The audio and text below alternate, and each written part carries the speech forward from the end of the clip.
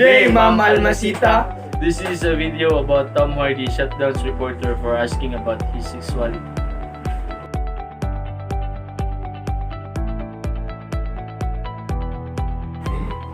Tom Hardy didn't give enough respect to the interviewee.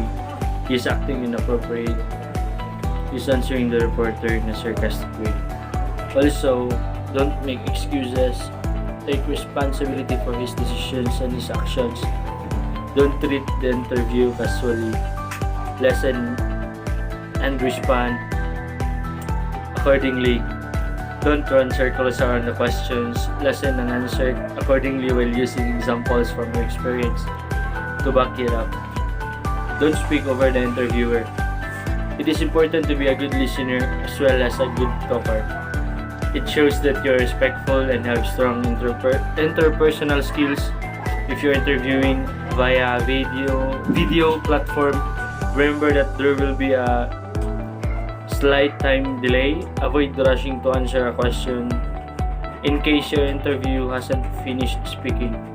Don't go extreme with his posture. Don't slouch. Don't sit rigidly on the edge of your chair. Don't falsify information. Answer questions truthfully and as close to the point as possible. Explain and describe things yourself that relate to the position on offer and truly reflect your past experience. If you are being probed in the area that is not a strength, be honest and let your interviewer know you are willing to learn or work on how you can go up skills in this area. Follow that with strengths you have in other area that you could bring to the table. And the do's, he must treat other people encounter with courtesy and respect. He must sit still in his seat, avoid fidgeting and slouching. He must ask for clarification if he don't understand a question.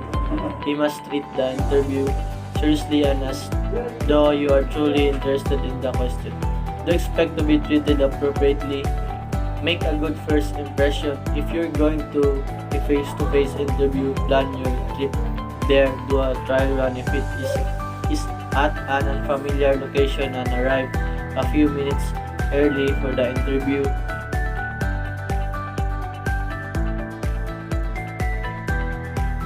Pilipinas Online Bantay OCW Headlines with Susan K.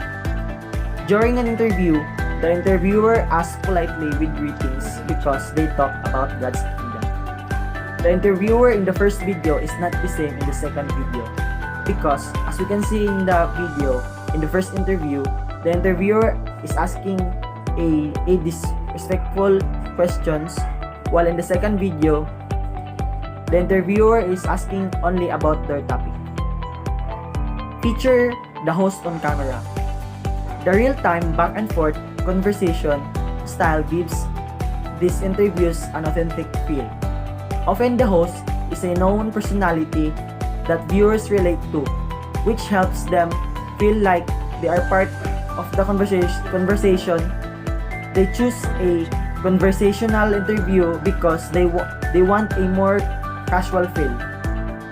Use active listening. Use body language that indicate attention and focus is on the person interviewing. Letting the interview talk and tell their story with only minimal guidance in the ideal way to conduct interview. Want the audience to feel a person freely sharing their story, product, experience, or knowledge. Not someone being prodded for sound bites. Even after the subject has answered questions, maintain eye contact and leave a small pause. It's likely interviewee has a few prepared answers, so they can give them a moment to try and feel the silence themselves. What they offer may be more or value than continuously trying to steer the conversation. Ask open-ended questions. The interview asks follow-up questions and gain more information from the subject. But rather than searching for yes or no answers, they ask questions that will lead to a story or an emotional share.